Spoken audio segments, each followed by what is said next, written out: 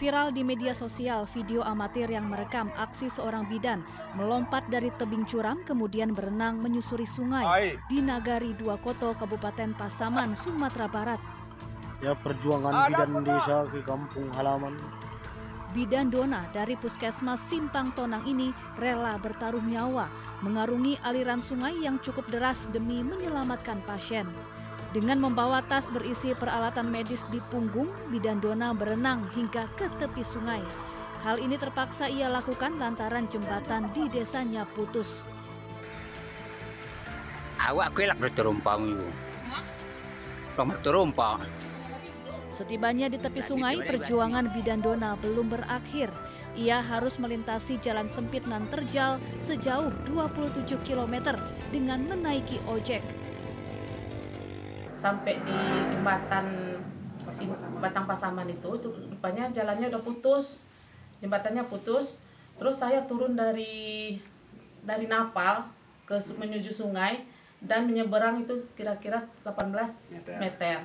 Dia kan sebenarnya pasien ini pasien TB, Pak. Dia udah makan obat udah 10 hari, dia udah dikunjungi bidan desa, udah dikontrol sama bidan desa. Tapi entah kemana dia mau saya lihat gitu, Pak. Berarti untuk akses jalan sampai ke tempat pasien hanya satu itu, atau ada akses jalan lain, Ibu? Enggak ada, Pak, cuma jembatan itu aja, Pak.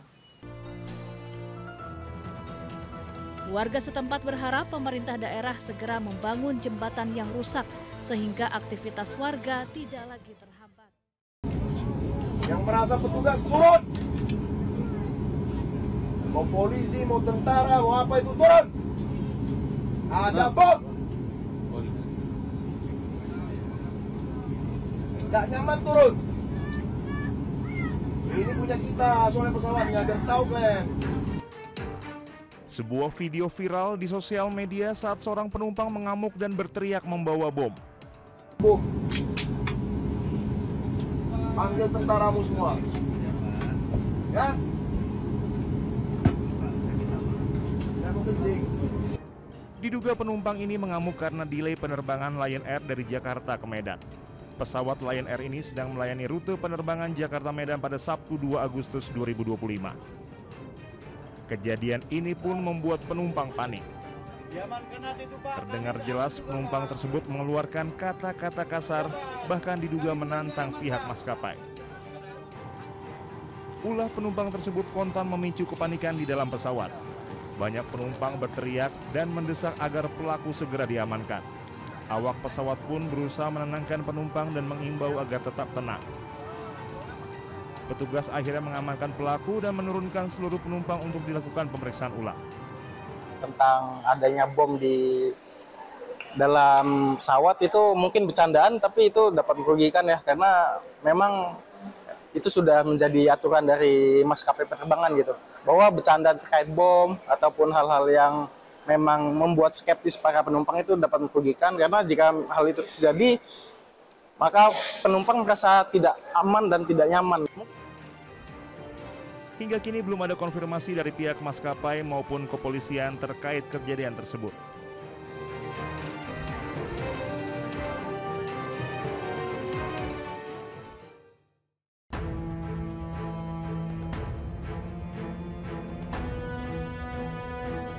Penumpukan ratusan kendaraan truk bermuatan sembako dan sejumlah barang lainnya terjadi di sejumlah area parkir Pelabuhan Ketapang, Banyuwangi, Jawa Timur.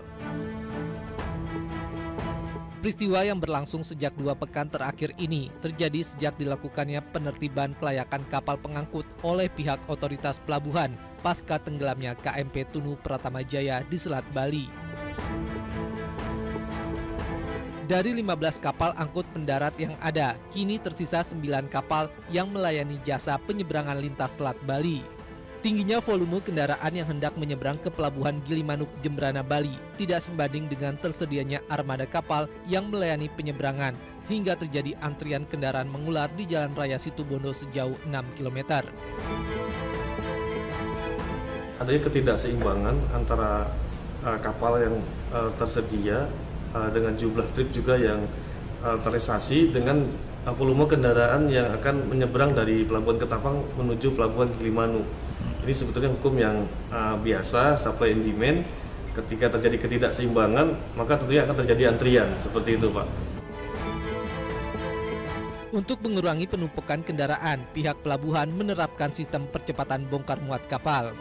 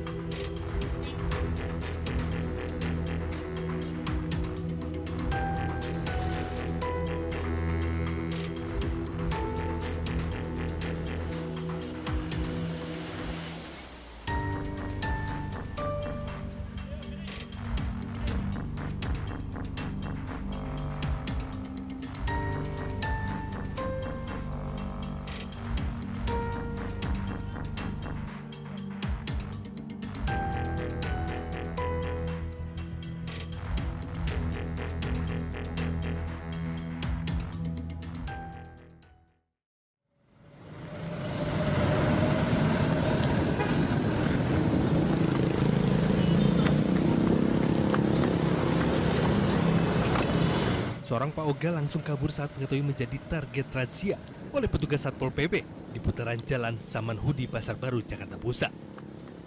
Merasa terkepung, ia berusaha mengoceh petugas dan berlari berputar-putar mengelilingi sejumlah kendaraan yang terjebak macet. Meski sempat terjatuh dan nyaris terlindas kendaraan, namun ia kembali bangkit dan kembali berlari. Aksi tunggang langgang juga terjadi di kawasan Sawah Besar serta Gunung Sahari. Dalam razia ini sejumlah Pak Oga dan juru parkir liar berhasil ditangkap. Razia digelar menyusul banyaknya aksi pemalakan berkedok juru parkir liar yang kerap meminta uang secara paksa dengan jumlah tak wajar. Ini kita lakukan penjagaan atau mobile patrol itu selama 24 jam.